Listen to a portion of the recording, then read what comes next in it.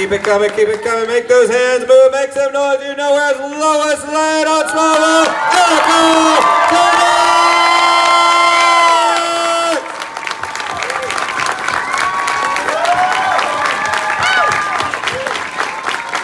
And the first LL in Clark's life, of course you know her as Lana Lane. Make some noise for Kristin!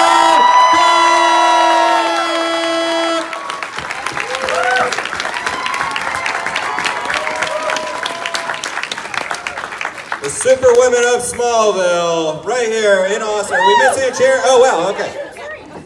Fine, it's fine. It's okay. We'll make this work. Welcome, guys. Welcome to Austin. How's the con going so far for you? Good. It's great now. Can you hear us? Yeah. I mean, I'm really loud anyway, but you can hear. Well, we're happy to have you here. And they've got some questions, but I kind of want to dive in. Like, first off, like, it's so fascinating. This show was a hit before sort of the market was just saturated with super shows, with comic book based type shows.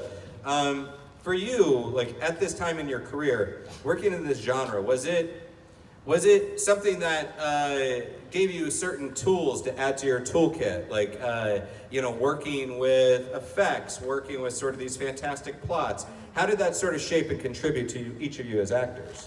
Yeah, I mean, it was huge. We used so much green screen. We would do stuff that was purely on a green screen stage, which I had never done before, and which I have used since. Just the world that we existed in, which was fantasy, allowed for a skill set to build that was translatable across pretty much everything I've done, including fight skills, just like everything. So it was amazing. Yeah.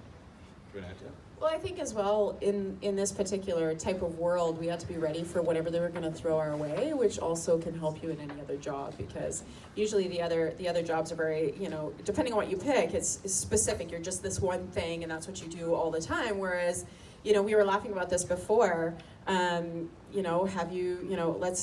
We played witches. We were possessed. We had superpowers. We had superpowers. We did wire Didn't you work. wrestle people? I wrestled people. I was constantly throwing down with somebody. Stiletto. Did you do that wire work? Yeah, I mean, as Supergirl, there was a lot of wire work, green screen, and all of that. That was my first foray into that, and I've done a lot of it since with Bitten. V was an entirely green screen show. We had no props, nothing. Yeah, it was just tape. And the big So thing it about prepared me for that, I guess. the big thing about green screen too is it's just so much of it you have to create in your own mind, and it's shocking because you go in there and depending on how you work, I need to know technically how it is being seen, how big something is really important. You don't want to overreact to something and then have them in post make it really small, and you're like, wow, I'm really scared of this, but it's super friendly looking. Like, really, you have to have a team that works with you in that, but it also teaches you how much you can depend on what they do technically. And you don't have to be so nervous. Like when I first came on the show, I'd be so nervous, like, what do you want me to do? And I have to jump off this, and how is that even gonna look cool? And then you see it later, and you're like, wow, it's amazing. Sometimes we find that we're doing scenes with tennis balls. Mm-hmm. Yeah. That's very common, especially in the genre, to not have anything in front of you but a tennis ball, and you have to like cry over your mother's death or whatever it may be, and It's you're just a looking at green like tennis basically ball. Wilson. So I mean, it worked for Tom Hanks. I mean, Well, yeah, it sharpens your skills, I guess. It really forces you to bring that game when you have so limited things to interact with. Is there also sort of this kinship, especially amongst women, like this kinship working in genre, because you guys can kind of trade notes and have sort of inside language about this world that maybe other actors out there don't necessarily have? Or You no? like having to wear outfits you can't move in? I guess that would be part of it, yeah, like what goes on. yes. Yeah. I mean, for the seasons I was on the show, I was in like short jean shorts and a crop top trying to do stunts. So as a woman, you've got to find a way around that, but also try to voice, your opinion about maybe changing things up to make it more comfortable for yourself and for what you're doing, which I think back when we were doing the show, or especially myself, I was scared to voice my opinion. Now I'm not. If it's right for me and it makes me comfortable, it's important. But I think back then I just wanted to please everybody. Yeah, I had a similar experience too, but Smallville was where I learned to find a voice. And it was hard. It took a long time and it wasn't easy, and I used to try and take calls with producers, and I would only do it on the phone because every time I voiced my opinion about something when I was 19 or 20, I'd just start crying. And I felt so alone in that experience. So it was so hard to gain that voice, and now that I have it, it's so empowering and easier to support other women that I work with, younger women especially, who are coming in and who are very tentative and scared and feel like they're replaceable, just to tell them that they really aren't, and that they can say no or find alternative solutions to things, and that doesn't make them a problem. It makes them strong. Yeah. Well, that's an excellent point, because it's not just finding your voice; it's helping other people find their voice, and hopefully affecting the overall industry. So now, when you step onto the set of Supergirl, do you find that that impact has been felt? Like that it is an easier time for actors, and specifically for female actors on set? One of the things I noticed, and again, it sounds like I'm speaking to the surface level, but it's not. But it's what you see right away. So, I think it was Ginger Rogers that says we do everything a man does except backwards and in heels, and we still have to go out and then do that. And I remember being on Smallville, and we'd be running away from zombies, running up hills, running outside. I'm wearing 4-inch heels and a spaghetti dress, and God bless Tom, he's got his hiker boots and 5 layers of clothes on, and I'm like, I'm glad you're warm, and I'm freezing, and there's all these other things that you have to continually keep doing, and I'm not complaining, it's just a fact of the way it is. And then when I went on to Supergirl, what was very interesting is Melissa here is playing Supergirl. She was wearing flat boots. I hadn't seen that. And all the different things, she's like, I am not going to do any of those things, and anything I can't move properly in. And so it sounds like it's inconsequential, but it's not. It's a huge change from when we started. From when we started, and even what her outfit is, and what she's wearing, and what she's representing, and what they're focusing on. So yeah. Gone is like the short shorts and the crop top or whatever. Yeah. I mean, it just shows you how far we've come. Yeah. The first thing I wanted to do was burn my wardrobe as soon as Not the S, not the S, but I never had the S. Oh, I didn't. No, I didn't have no, Erica. Come on. I watched it. I promise I watched it. That's good, because we're going to quiz you now on every single episode of the show. Both ones you were in, episodes you weren't in, yes. Actually, that's a good segue to audience question. Hi, right up front. What's your question? Hello. Hi. Hi. Hi. Well, first off, thank you, all of you guys, for coming to Austin. Fans, we love you guys, and you guys are so nice and wonderful. And I was gonna say, earlier I told y'all that I showed y'all my S symbol, and I showed Michael earlier, and I wasn't expecting his reaction because I thought he was just gonna be serious. But my honest question is, is it cool if y'all could teach me the Canadian national anthem? I did not see that one coming. A lot of times I can predict where the question's going. You, sir, tip of the hat.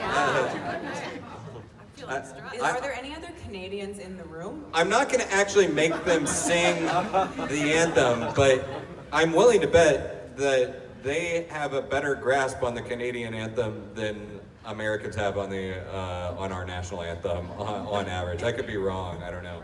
But not going to ask you to sing, but do you think you know? Okay. I was really trying to give you an out on this. Laura's going for it.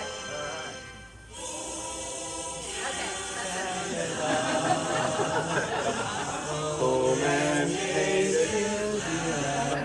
Okay. That's the beginning. Also very Canadian of us, because we started it, didn't stand, and didn't finish true, it. yeah. But it doesn't mean we don't love our country. I love your country. Well, that was awesome. Okay, Guys. thank you. Yeah. Thanks for giving me a surprising question today. That's good. No pressure, sir, but that was pretty good. What's your question? Hi. Thank you for coming. Question could be for any of y'all. Now today they kind of, what you mentioned earlier about the old days and today now, everyone's sharing their workout routines and diets and stuff. When y'all were shooting, I'm just curious to know, all of you had some action sequences and fight scenes. Did y'all, I guess, pre-train, or what were your routines like? Yeah, any training routines or anything? Anyone? I mean, mine's really boring. I just worked out. That's all. It's exciting. Good and important. I grew up doing martial arts, so I started when I was 7. So I had my 2nd degree black belt when I started She's Smallville. like a real. Yeah. No, I enjoy a good fight. That sounds horrible. So I had to do a lot of the stunts on that, and that came in handy in my martial arts background. Yeah. I did a lot of, I just did a lot of running. I did a lot of yoga, a lot of stretching, and I worked out my aggression on a kickboxing bag at home. And, Did you do Taibo? no, I didn't. Okay. So yeah, and then of course whenever we would work on the day, they would bring in people that knew how to do those things. That's the other thing that, we're not always afforded the time. You talk about people that say, oh, I'm gonna decide to be a fighter, and they go off for a year and they study it, or they transplant themselves to another country. You don't have that when you're shooting a TV series. You've got, we're shooting this today, here's the man or woman that knows how to do it. Come over here. You've got, you're getting mic'd at the same time. They're like, let's show you some fight moves, and you try to work it out as fast as you can. But we definitely relied on people that are incredibly talented and skilled, and then we worked with them. And That's awesome. yeah. There you go. Thank you. Hello. You guys played some iconic characters when you guys were playing your individual roles, and you guys did an amazing job. They stand as my favorite versions of those characters to date. But given that when you guys stepped into those roles, the state of social media and YouTube comic book shows critiques weren't what they are now, would you guys be more nervous about playing that iconic role today than you were when you first started it? I actually think I'd be less nervous. I was thinking about this the other day. I remember when I was cast, and it was a really big deal that I didn't have red hair. It was a really, really big deal. And it wasn't even a question about being half Asian. Like, we just pretended that I wasn't. That was just what we did. But now I feel like you could change the character to be more representative of a non-white background, and it wouldn't be it would be a big deal in some circles, but as a whole it'd be something more accepted. And I love that. I think that's pretty awesome, although there is a lot more pressure. Yeah.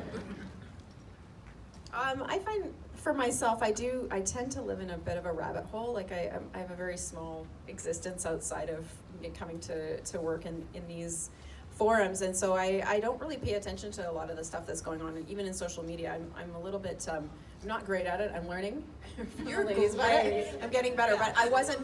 Kristin's the one that actually got me on social, because I wouldn't do it. Me, of you know what all I mean? people. I know, which is highly ironic. My point being, even when I came on to do the show, I really kind of blocked out. I didn't know how intense that was, to be playing that character. And then I lucked out because I was playing a character, the incarnation of her was earlier in her life, although at the beginning I was in a lot of trouble for even being part of Clark's world, and the world might have exploded had we seen each other, that sort of thing. So that was really stressful at the beginning, but it also allowed her to kind of find her way and be clumsy, and it worked with the character, and it worked with the storytelling. So my personality type, I do tend to avoid a lot of the stuff that, even we were talking about going to see a movie earlier, and you're like, what did you're telling me about all the critics said, and I'm like, oh, really? I really like that. So I kind of live a little bit in my own bubble. That's good. I agree, and I'm very similar to Erica in that I like to be in my own bubble. I also think it's great that so many things have changed in this day and age, but I do think I would have felt more pressure had I been cast as Supergirl now, with the social media forums, people hiding behind screens, making comments, that would be a really unhealthy environment for me to have been cast in my first American series and a superhero. So there was already pressure back in the day when none of this existed that I put on myself, and we're great at putting pressures on ourselves. So to have had that in addition to it, I don't know if I could have handled it. So, you know, Melissa, all of the superheroes, everything we have today, they're dealing with so much more pressure than we did, I think. Absolutely. Just publicly. Well, you know, because the show kind of straddled this line of before social media and then after social media, you know, really kind of exploding in the 04, 05 time. Did you notice, and I guess Kristin, why don't you start with this, did you notice sort of like, was there a shift in the middle where it's like, oh, now you can't really be actors without, or do a whole lot of things in the media without having some social media footprint. It's like a necessary It's, evil. yeah, it's like, was there a push to like, oh, now you guys got to get on social, or oh, hey, you need to pay attention to this stuff now? You know what? I think I missed it entirely. I don't think I got any social media until after I left Smallville. Yeah. And I don't believe anyone else on the show did either. I mean, we were still the show where the people weren't allowed to have phones on set, you know, like to Really? take I don't pictures. Like when I remember. was working there at the end of it, and we were trying to keep something under wraps, it was the obvious. Like it was the opposite to what it is now. It was, don't let people in to see it. Create the hype by not having it. So anybody who was working on the set, any background players that we had, anything, they weren't allowed to have their phones. So it was completely. It's fascinating though, because that also world. means that it was established enough that enough people were carrying around, you know, around 2007, I guess, is when Yeah. everybody started carrying around like smartphones, you know? Yeah. Well, now it's sort of expected Yeah. as well to see behind the scenes videos Well, that your now actors you are have to posting. do the opposite. It's You yeah, have to it's be, the you complete have to be opposite. more involved all the time. Yeah, it certainly wasn't like that when Smallville was on. We just missed it. So with that now, when you work on television, is it feel like there's less of the ability to have an off switch since someone is always doing behind the scenes, or someone's always trying to do an Instagram story on set, or there's this whole social media marketing team? Is it feel more like you're working all the time? Well, I'll just answer quickly because the show I'm on right now is a drama that doesn't have a ton of publicity with a department that's not super savvy when it comes to social media. So we do like little things every once in a while, but it's very clear that that's what we're doing on that day. And so it doesn't overwhelm me. But I imagine because these guys work on, you know, really big shows, I imagine it's more present there.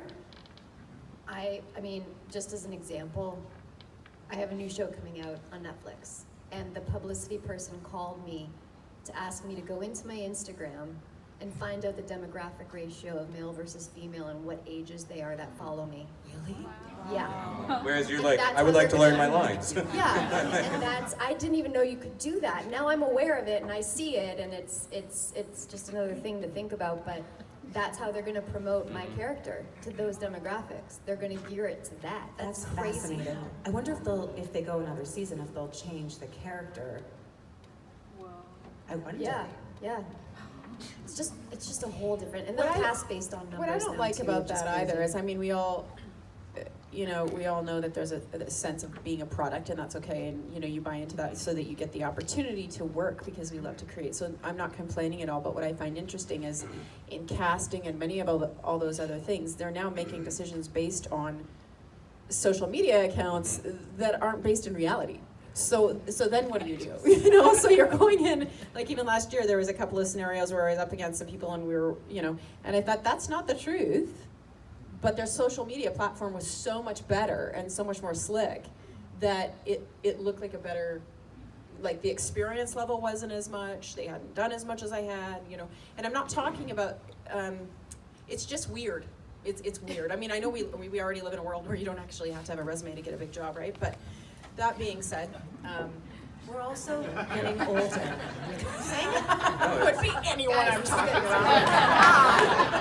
It's the influencer influence on the media, like, you know, on jobs. That people that have a big following, but not necessarily the talent to support it, Yeah. get jobs. Yeah. It is a fact. Yes. Sorry. Thank you. Really Mark, long thank you so much. answer. That was my fault. I interjected, but You got all that. It was really good though. I like insight. I mean, look, I enjoy the Rosenbaum panel, but it's nice actually asking questions. We're not doing diarrhea jokes, guys. Oh wait, I saved some time at the end for that though. Explosive. Hi. The fact that we're actually able to speak on this panel is amazing. There was like a series of multiple sentences and insights and Crazy. I know, it was wild. Hi, how are you? Thank you all for coming. You all as actors are the blueprint for the strong female characters on the CW in this genre. So I just want to thank you all for coming. It's a dream come true to see you guys. But I was just curious, from your personal life for each of you, who was your sense of like growing up when you and watching film and TV? Who your favorite like feminist, strong female character was growing up that kind of helped inspire you to be the strong characters that you were on Smallville? Can I answer outside of television? Yeah, film, TV, whatever. Because I wasn't allowed to watch TV for a long time, and I was trying to think, in Star Trek, The Next Generation, was there someone in particular? Yeah. But honestly, like Anne Shirley, and Joe Marsh, like two female characters who inspired me so much, and they were outcasts, and they were weird, and they were writers, and they chose life paths that were uncommon, and they inspired me fully. Awesome. I was gonna say I kind of have a similar thing. I grew up in a world where we weren't allowed to watch TV, and so when you talked about somebody being your strong kind of female role model, it's my mother and my gran, who's almost 98 years old. Wow. And so the actual sassiness and spice and spunk actually comes from my grandmother, who is super badass and cool and awesome, and she's still kicking, and she still makes her thing she does is she knits lap quilts for veterans, and then that's all she does all week, and then she goes and she visits them and she does all that kind of stuff, and so it's kind of more of the people that were closest to me, and then my mother keeping my head on my shoulders, and just a very strong, amazing person. And even as I finished, and I was doing another show, and I was worried about like superfluous things. I was worried about things I couldn't control. I had gotten pregnant, and I was doing these shows, and I was like, Mom, I can't control what's happening to my body. It's happening in film. Everybody's seeing it. I can't be one of those cute little pregnant ladies like everything's happening here. And she goes, good, you're gonna get a sense of humor about yourself. Which is true. She's like, you gotta get over that stuff. So, yeah, long-winded, but. Yeah, that's great. For myself, there really wasn't anyone on television. I mean, I always say Sarah Michelle Gellar as Buffy because that was my first. It's not deep, but please. In terms of like growing up doing martial arts and watching this woman doing that was inspiring to me as a girl. But I mean, obviously you have Meryl Streep, everyone that I looked up to, but my mentor growing up was actually an actor named Gordon Pinsent, who's not a female, but he inspired me and taught me how to go about behaving on set. Like I was 12 when I started. So not necessarily a female, but I did have a mentor who guided me in every direction of the industry. And at age 88, I just worked with him for the first time after 22 years. So that was really important to me. But yeah, The film she produced. Yes, yeah. I mean, I also think what you're saying is like, if I may infer, like, there were some female-led, in this case, TV shows when you were growing up, but not a whole lot. No. But No. each of you are now the ones that are having an influence and that people are looking up to. And I think you can see that when, just within this same little comic book, not little, this comic book world, when you have both Batwoman and Supergirl female-led superhero shows, like that's a big thing. That is you guys having this influence on what's happening now. So you're it. Congratulations. You're the influence. were talking about this a little bit earlier, is the constant struggle of being part of this industry and being relatable, and the idea that you realize that other people are watching what you're doing and that sort of thing, and you want to be somebody that that people can see themselves in some aspect, and you're searching for humanity, and yet there's still that part of me that's like, this is happening to my body, and like the thing I said about when I was pregnant, and all the vulnerabilities. I'm afraid of the vulnerabilities because we live in a world where vulnerabilities aren't really shown very much anymore, and so in order, ironically, to sometimes get other jobs, you have to have no vulnerabilities, but in order to be relatable and enjoyable to real people, you have to look like a real person. So I know that sounds overly complicated, probably too intense, but I enjoy so much coming to conventions and meeting people and talking to people and going and they go, I really loved watching your show, and it was a great escape, but it was also made me feel like there's somebody that I can look to or that I know. And so I love that, and then at the same time, I still struggle with being real. Well, you're also talking about the fact that it's a risk, because when you do show that vulnerability, when it does come out, it's also a headline in some tabloid or some Twitter rag or something, so it's a risk to show that vulnerability. Yeah. But hey, there's another question waiting to go. Thank you. 2 hours later, we'll still be talking. Bring Michael back. I'm tired, don't. Hey there, how's it going? That was a great point, by the way. Y'all paved the way for so many shows to come, and I love that. I've seen it develop over the years. But I was always a big Clark and Lana fan, and was that the plan going into filming, or did it change as time went on? Did you know that it was going to end up being morph into a Clark and Lois story? Or... I don't know that I knew anything going in. Okay. I think that we didn't know this series would go as long as it did. Mm-hmm. I mean, 10 years is a long time. Yeah. And I don't know if they planned to bring Lois in from the start, but the longer you go in his story, you have to, that is where the story goes. That is the love story that continues on in the comics. So I don't know if I ever thought about it, honestly. And the guys like Alan Miles, I don't think they were focused on that in the beginning. They were very much focused, and I've heard them talk about this a bit, the kind of weird, at the beginning it's weird because she's so young, but there's a weird love triangle between Clark and Lex and Lana that, obviously morphs into a legitimate love triangle, but in the beginning it's a strange undertone that exists. And I know they've talked about how that was kind of their focus at that time.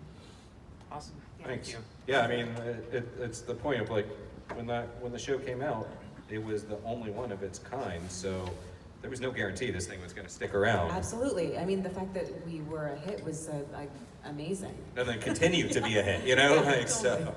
Hi. Hi. Okay, so I was just wondering, since Just lean into the mic a little bit more. Here. Even more. Come closer. Don't be afraid of the mic. Hi. Okay, so since Arrowverse does a lot of crossovers, when you guys were on the WB and the CW, were there any shows that you guys wanted to cross over with? Any genre, by the way. If that had been possible, yeah. What was on? Yeah, I don't know. Gilmore Girls was on.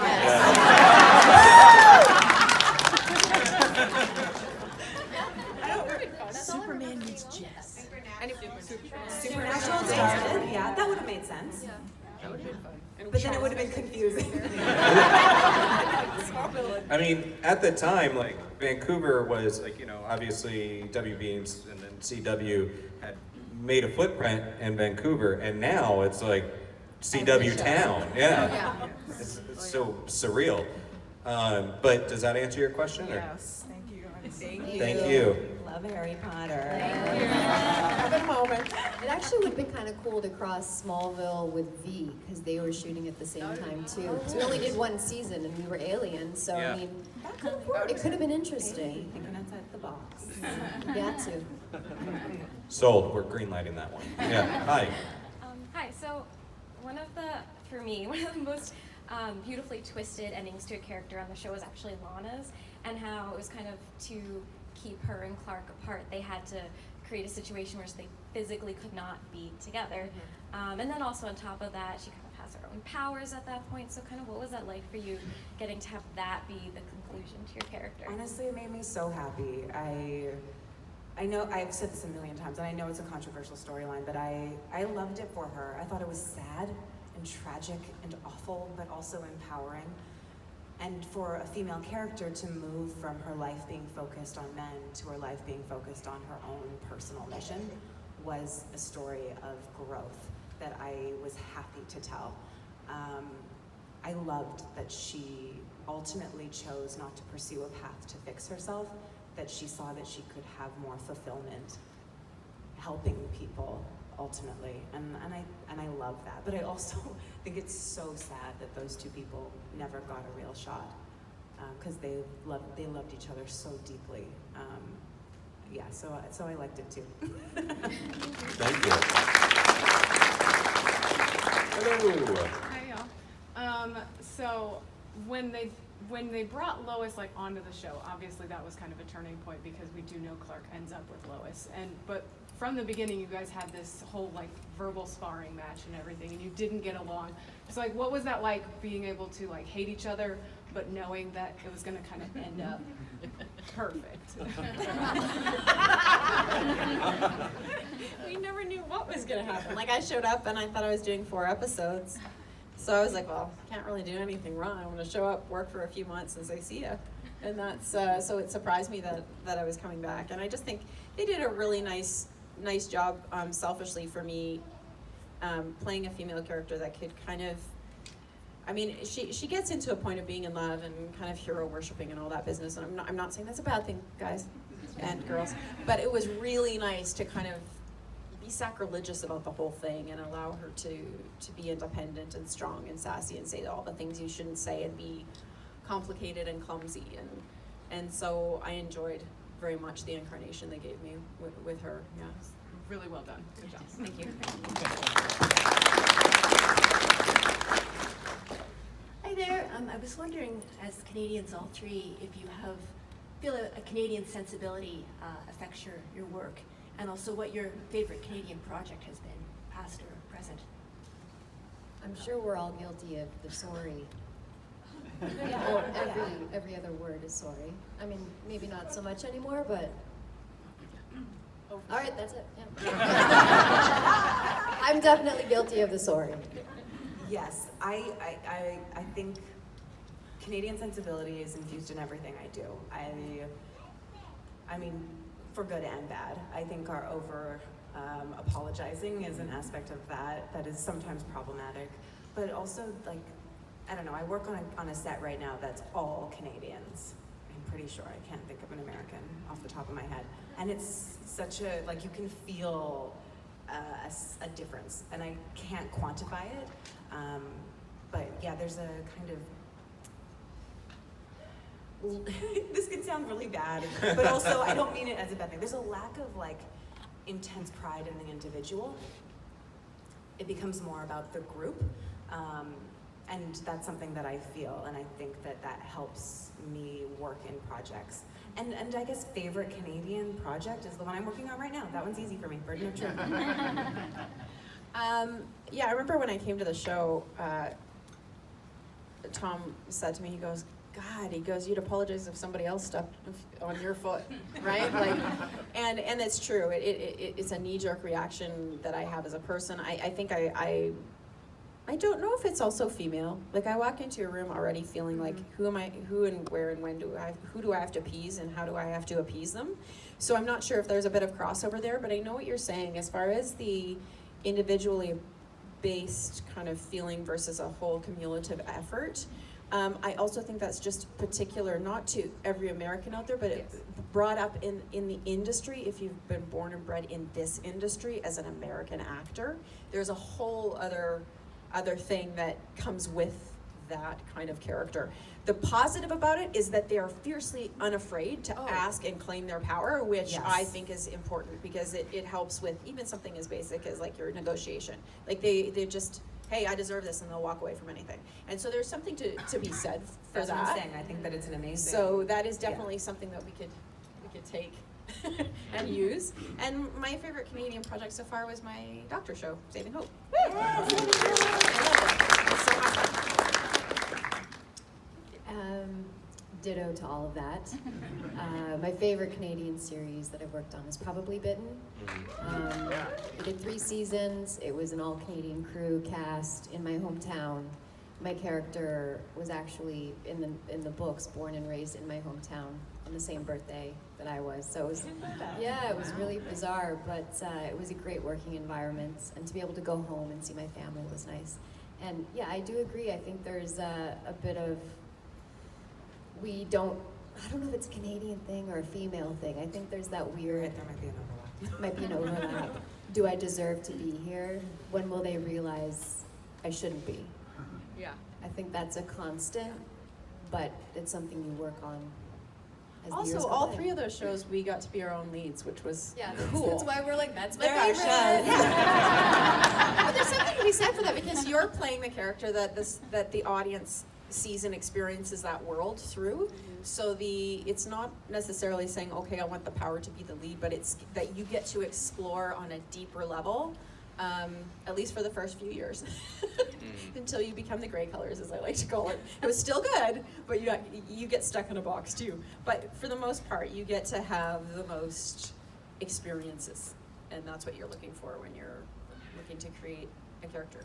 What about being on the top of the call sheet? Like, not just as a Canadian, not just as a woman, just as a person being on top of the call sheet. That's you're the captain of that ship in many ways. Was there a learning curve for you? What were some of the challenges or things that you kind of had to pick up on in that role? Number 1 on the call sheet is an amazing responsibility. The first time I did it for a long time, Beauty and the Beast, I made a lot of mistakes. Anything you do ripples down. So you make something okay, you complain about a script, for instance, on set, it makes it okay for everyone you start to create riffs, even if it's innocent and even if it's just once.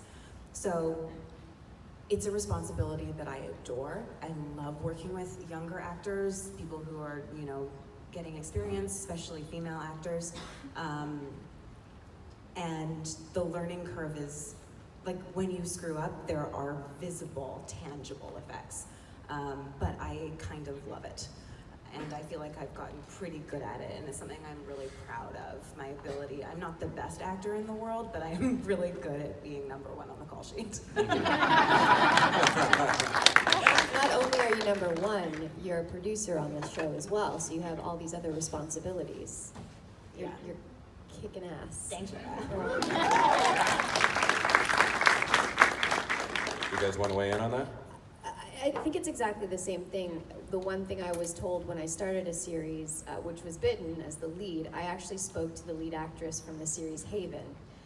How do you do this? How do I handle the hours? Everything? And she said, number 1 sets the tone. So you set the tone for the day, every day in the hair and makeup trailer. You have guest stars that come in, and as Canadians, I think, and just as people, we do, you greet them. You make them feel comfortable, because it is terrifying coming in as a guest star for a day or a couple days because you don't feel like you belong, you're the new kid at school. So if number 1 on the call sheet's coming up to you and introducing themselves and asking if you want to chat or hang out or have questions, you're setting the tone. And if you're able to be light on set, treat everyone with respect and equality, especially with the crew, that's the most important part of being number 1. Everything else doesn't matter. Yeah, I agree with that. I think, the other thing that I enjoyed about it, for myself, you may not know it because of the character Lois, but I absolutely abhor conflict of any kind. And so when you're in a position of leadership, you are the one that is going to have to experience how to deal with that and how to make it not about you. And as Kristin said, like, any amount of kind of real sharing about my emotions, and I'd burst into tears and I wouldn't be able to finish my sentence. And I had to work in a situation with certain individuals that we just did not see eye to eye. And so I had to try to figure out, how am I going to do this? How am I going to manage the situation? How am I going to make everybody feel like they're heard, but I completely disagree with this person's point of view. So for me, that was really good, because I had to step outside of that part of myself, that aspect. And yeah, it gives you a chance to kind of stick up for the people that are kind of lost on the set, that get forgotten, that get pushed over, because you can see it everywhere. And I grew up in this business as a background performer, and that's where I started. And so I was always kind of making sure that the groups on my sets, I was like, hey, you know what, they need this, they need that. It was a lot of fun because you could rally it, you know, and actually, Tom said something interesting to me. He said a lot of people think, okay, if you're the lead of the show, that you get to be at the top and you get the, you know, the best of everything. He goes, but actually you're the biggest support player of the entire show. You are there to support the show and support the other actors so that you create a really, really great experience and you create a good story. So I thought that was an interesting kind of opposite way of viewing it, you know, from the inside. Well, being a leader is not about being the boss, it's about, you know, having a team, you know? So, hi. Hi. For Laura and Erica, if y'all haven't had a chance yet to give Tom a hard time for putting on some super suit before he did, I hope you get to over the weekend. And my question for, my question for Kristin is, there's a lot of talk about how busy Tom was in the first season, but you had to balance filming Edgemont and Smallville. So I was just wondering if you could speak to like how you did 5 seasons of 2 shows concurrently. I would work on weekends on Edgemont, so I would finish sometimes I would have a 21-hour day essentially, but I would have very little time to sleep, and then I'd go and I'd work the weekend at the CBC building in Vancouver, and then I'd go back to work on Smallville. And luckily my schedule on Smallville wasn't crazy at the time, but that's kind of how I did it. We just figured out how, and oddly, Edgemont had priority over Smallville. They just found a way to, they just found a way to like finagle it around so that I could make sure that I could do both of those things for the time that I did. It was a lot of work, but I was very young. Thank you. Probably needed less sleep back then, I'm Yes, guessing. I think so. Yeah. Oh, and final question, coming through at the end. Hey, what's your question? Big fan of you guys. I had my little celebrity crushes with you. At the risk of it getting my wife a little bit jealous, but Don't make it weird, okay? No. All right. What's your question? Just want to make a. Everybody says, "Oh, I love this and I love that." Are there any maybe regrets of any projects that you've done in the past? It's like, oh man, I wish I could have done this better, or I wish I would. And you're ending this on a downer note. We were doing so well. Hey, but it's something because nobody ever asked that, in my opinion. But anyway. I don't know how these girls feel, but I kind of women feel, but I think that it's going to be the same thing. All of us walk away thinking we could have done better, always. There's never a time we go home and go, God, I killed that. So there's constant regret. It's just a part of life.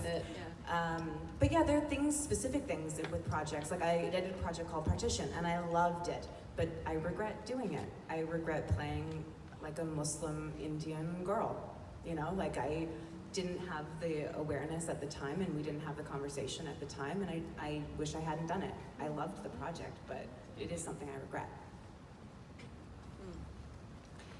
Yeah, I mean, things are, again, we talk about social media and things being out there that stay out there forever. And now I look back at projects and choices I made in my 20s, and, you know, it's been used, some of those, to hurt my kid, who's 20 now. And when he was in school, he got bullied about it a lot. But I tried to find a way to talk to him in such a manner that it's not that I'm being shamed for making choices of a kid who needed to, you know, kind of find her way into the union and do these things and didn't quite see the ramifications of what those would be, because I don't like sending out that message, and it was never been healthy for me to feel shame about those things, but it does, yeah, it has consequences and it's out there forever. And I remember talking to my kid about it, going, I'm so sorry that this has hurt you. But I made those choices, and now I learn from them, and I grow, and I move on. And I'm not all of those things, but I certainly regret certain projects. Having the chance to do it again, unfortunately, given when I came up in the business, I'm sad to say it's not super supportive of the female kind of the whole thing that's going on. But that's the kind of the industry that I grew up in, and that's how I got my toehold in. And but I still want to tell that story, saying I don't feel bad about it. I'm just sorry that it gets used in a way that I wish it hadn't. To hurt your, like you were just doing the work. You shouldn't have to be ashamed of it. Yeah. Did you have anything you wanted to weigh in? Yeah, I won't name them, Right. And the thing is people worked on those too that Exactly. paid their bills off of that, you know? Any projects that I regret, I actually don't regret doing them because they taught me something. You know what I mean? Right. They taught me never to do that again. Unfortunately, it's out there for the world to see. But I think my biggest regrets are projects that either turned out well or not, but the people I worked with end up not being the greatest people to have in your life. I had a very recent experience where the project happened, it seemed great, and then the people turned. So you can't really control that, you know? Right.